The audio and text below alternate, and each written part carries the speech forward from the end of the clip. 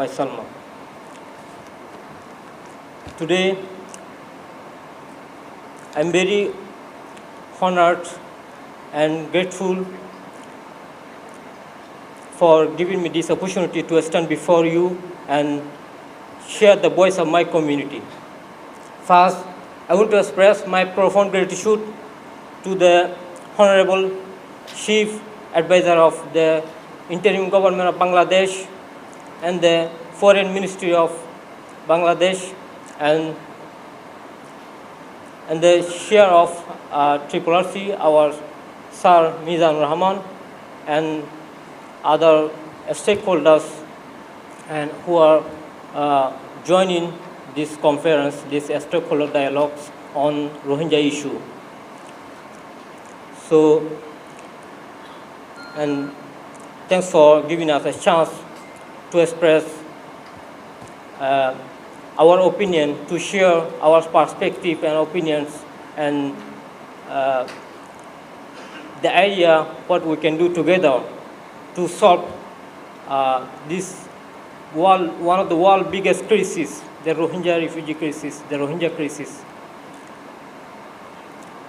So the question of repatriation to Myanmar is deeply connected with the issues of safety, dignity, and justice. For us, repatriation is not just about physically returning to our homeland. It is about returning with rights, with dignity, and with the guarantee that we will never flee again and we will never face persecution again.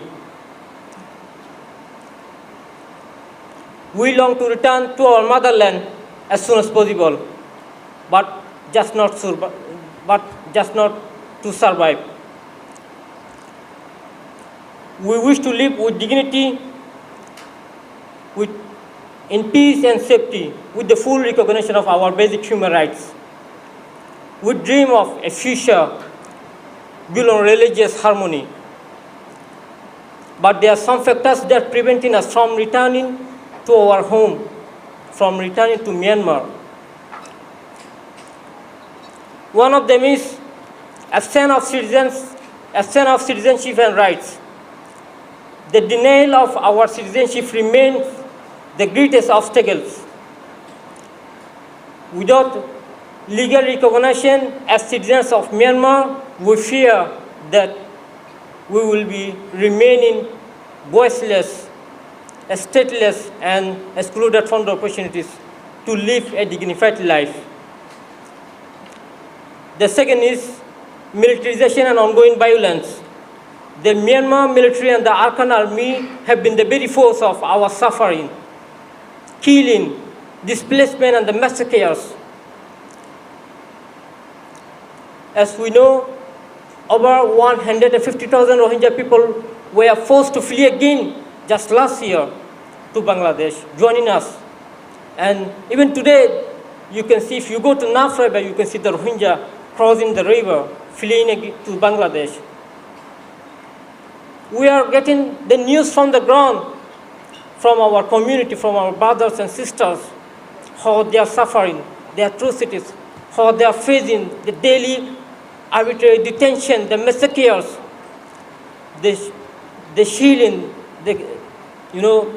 and even today there are more than 5,000 people just waiting at the border to cross the border to come to the refugee camp in Cox's Bazar to join us, because there are unrest, atrocities committed by the Arkan army, the rebel group. So no one feels safe to return under such condition. We need to make it safe. We need to make it safer for us. So we would like to go back and we can rebuild. For that, we call the international community, especially we have the IIMM, IIMM, the Fortified Rights and other human rights organizations. Please push your governments, please push ICC and ICJ to hold the perpetrators accountable and to bring them to your justice mechanism, to your arrest them, release the arrest warrant, and take action against all perpetrators. So, lack of accountability, this lack of accountability is one of the challenges that are preventing us from going to Myanmar. Not a single perpetrator of genocide against Rohingya has been held accountable yet till today. So with the justice and guarantees of non-repetition, we fear history will repeat itself. And destruction of homes and livelihood. Our villages were burned to ash.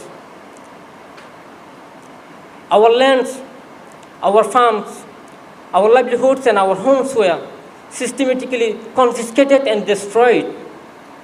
We cannot return to nothing without the restoration of our property and the means to rebuild our life. A sustainable and dignified return is not possible.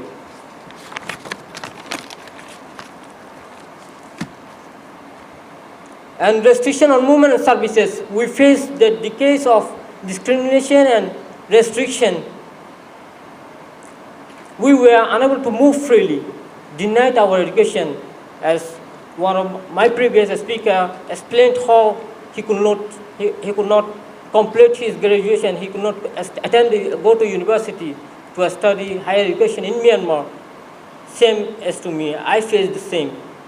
I was studying in the second year in the city university in 2012, and there was the riots, the religious violence against Rohingya people, and I was excluded from my university, and I could not complete my graduation. Our education was totally banned. Our movement was totally banned.